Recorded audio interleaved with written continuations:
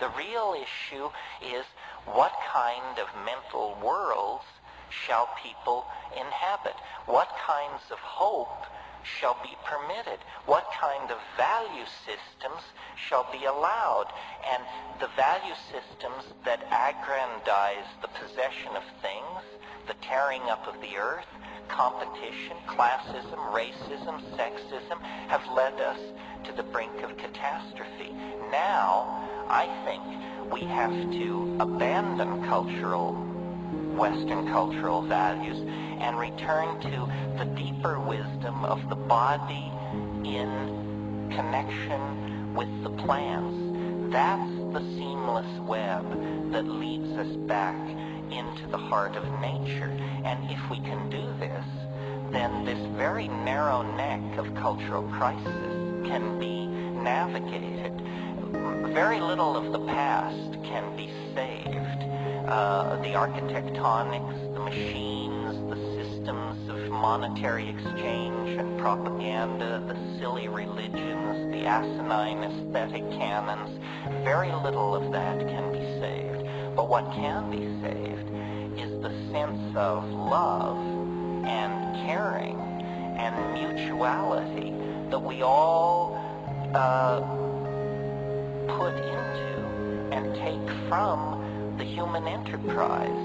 You know, there's a Grateful Dead song that says, you can't go back and you can't stand still. If the thunder don't get you, then the lightning will. And we now hold, through the possession of these psychedelics, catalysts for the human imagination of sufficient power that if we use them, we can deconstruct the lethal vehicle that is carrying us toward the brink of apocalypse.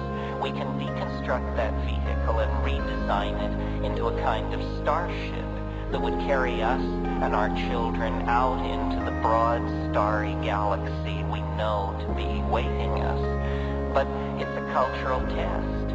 Nature is pitiless. Intelligence is a grand experiment upon which a great deal has been risked. But if it proves inadequate, nature will cover it over with the same kind of cool impunity that she covered over the dinosaurs and the trilobites and the crossopterygian fishes and all those other folks who came before.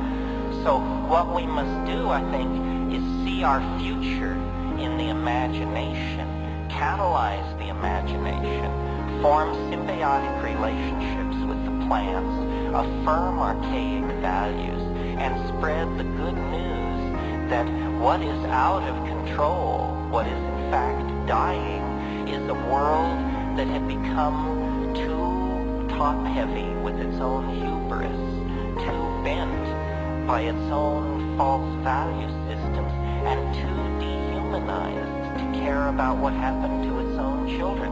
So I say, good riddance to it. Bring on the archaic revival, and let's create a new world. And that's it.